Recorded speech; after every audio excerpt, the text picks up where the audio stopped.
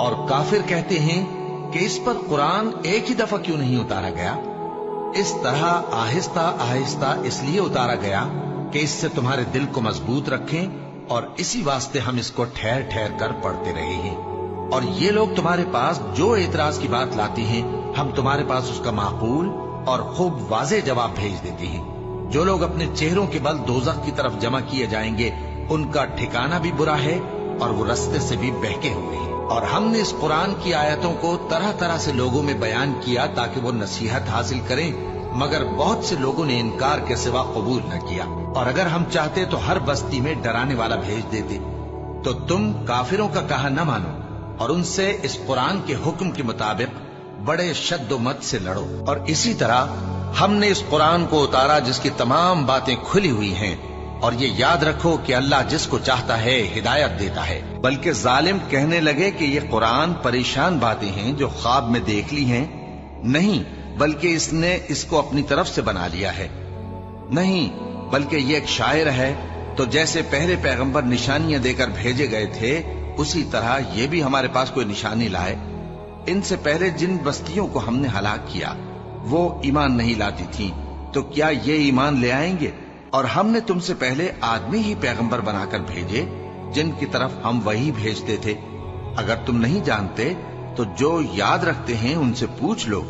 اور ہم نے ان کے ایسے جسم نہیں بنائے تھے کہ کھانا نہ کھائیں اور نہ وہ ہمیشہ رہنے والے تھے۔ پھر ہم نے ان کے بارے میں اپنا وعدہ سچا کر دیا تو ان کو اور جس کو چاہا نجات دی، اور حد سے نکل جانے والوں کو ہلاک کر دیا۔ ہم نے تمہاری طرف ایسی کتاب نازل کی ہے جس میں تمہارا تذکرہ ہے، کیا تم نہیں سمجھتے؟ اور ہم نے بہت سی بستیوں کو جو ظالم تھیں پیس ڈالا، اور ان کے بعد اور لوگ پیدا کر دیے۔ جب انہوں نے ہمارے عذاب کو دیکھا تو لگے اس سے بھاگنے۔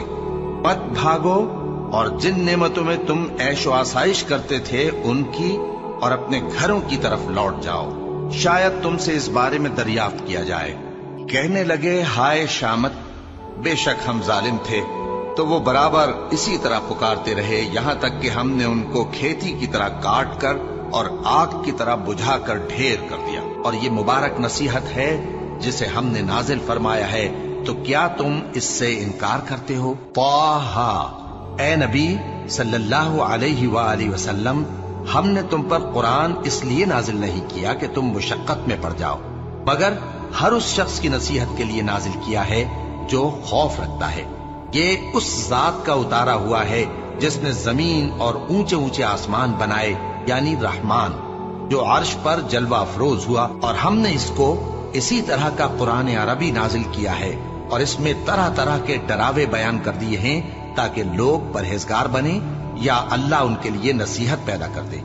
تو اللہ جو سچا بادشاہ ہے، عالی قدر ہے، اور قرآن کی وحی جو تمہاری طرف بھیجی جاتی ہے اس کے پورا ہونے سے پہلے قرآن کے پڑھنے میں جلدی نہ کیا کرو، اور دعا کرو کہ میرے پروردگار مجھے اور زیادہ علم دے۔ اے پیغمبر صلی اللہ علیہ وآلہ وسلم، ہم نے یہ قرآن تمہاری زبان میں آسان بنا کر نازل کیا ہے تاکہ تم اس سے پرہیزگاروں کو خوشخبری پہنچا دو اور جھگڑالوؤں کو ڈر سنا دو۔ سب تعریف اللہ ہی کو ہے جس نے اپنے محبوب بندے محمد صلی اللہ علیہ وآلہ وسلم پر یہ کتاب نازل کی، اور اس میں کسی طرح کی گجی اور پیچیدگی نہ رکھی، بلکہ سیدھی اور سلیس اتاری تاکہ لوگوں کو عذاب سخت سے جو اس کی طرف سے آنے والا ہے ڈرائے، اور مومنوں کو جو نیک عمل کرتے ہیں خوشخبری سنائے کہ ان کے لیے ان کے کاموں کا نیک بدلہ یعنی بہشت ہے جس میں وہ ہمیشہ رہیں گے، اور ان لوگوں کو بھی ڈرائے جو کہتے ہیں کہ اللہ نے کسی کو بیٹا بنا لیا ہے۔ ان کو اس بات کا کچھ بھی علم نہیں، اور نہ ان کے باپ دادا ہی کو تھا۔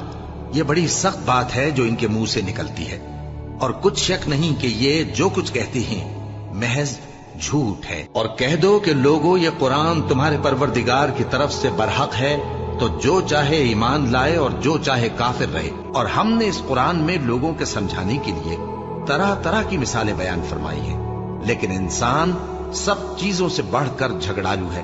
یہ قرآن وہ رستہ دکھاتا ہے جو سب سے سیدھا ہے، اور مومنوں کو جو نیک عمل کرتے ہیں بشارت دیتا ہے کہ ان کے لیے اجر عظیم ہے، اور یہ بھی بتاتا ہے کہ جو آخرت پر ایمان نہیں رکھتے ان کے لیے ہم نے دکھ دینے والا عذاب तैयार कर रखा है। और हमने इस कुरान में तरह तरह की बातें बयान की हैं ताकि लोग नसीहत हासिल करें, मगर वो इससे और बिदक जाती हैं। और ए नबी, जब तुम कुरान पढ़ा करते हो तो हम तुम में और उन लोगों में जो आखिरत पर ईमान नहीं रखते छुपा हुआ पर्दा यानी हिजाब डाल देते हैं, और उनके दिलों पर भी पर्दे डाल देते हैं कि उसे समझ न सकें, और उनके कानों में सिक्ल पैदा कर देते हैं।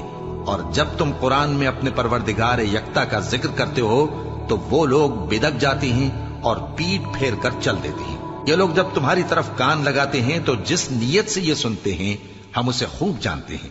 और जब ये सरगोशियां करते हैं, यानी जब जालिम कहते हैं कि तुम तो एक ऐसे शख्स की पैरवी करते हो जिस पर जादू किया गया है, देखो इन्होंने किस किस तरह की तुम्हारे बारे में बातें बनाई हैं, सो ये गुमराह हो रहे हैं और रास्ता नहीं पा सकते। ए मोहम्मद सल्लल्लाहु अलैहि वालैहि वसल्लम, सूरज के ढलने से रात के अंधेरे तक ज़ोहर, असर, मगरिब, ईशा की नमाजें और सुबह को कुरान पढ़ा करो, क्योंकि सुबह के वक्त कुरान का पढ़ना फरिश्तों की हाजिरी का मौका होता है। और बाज हिस्से शब में बेदार हुआ करो और तहज्जुद की नमाज पढ़ा करो।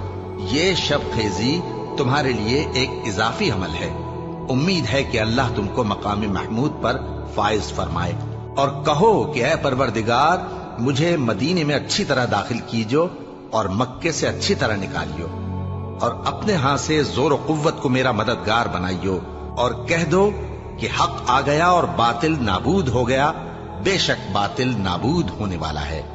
और हम कुरान में वो चीज नाजिल करते हैं जो मोमिनों के लिए शिफा और रहमत है, और जालिमों के हक में तो इससे नुकसान ही बढ़ता है। कह दो कि अगर इंसान और जिन इस बात पर मुजतमे हों कि इस कुरान जैसा बना लाएं तो इस जैसा न ला सकेंगे, अगरचे वो एक दूसरे के मददगार हों। और हमने कुरान में सब बातें तरह तरह से बयान कर दी हैं, मगर अक्सर लोगों ने इनकार करने के सिवा कबूल न किया, और कहने लगे कि हम तुम पर ईमान नहीं लाएंगे जब तक कि अजीब और गरीब बातें न दिखाओ, यानी या तो हमारे लिए जमीन से चश्मा जारी कर दो, या तुम्हारा खजूरों और अंगूरों का कोई बाग हो और उसके बीच में नहरें बहा निकालो, या जैसा तुम कहा करते हो हम पर आसमान के टुकड़े गिरा दो, या अल्लाह और फरिश्तों को हमारे सामने ले आओ, या तुम्हारा सोने का घर हो, या तुम आसमान पर चढ़ जाओ और हम तुम्हारे चढ़ने को भी नहीं मानेंगे जब तक कि कोई किताब न लाओ जिसे हम पढ़ भी लें।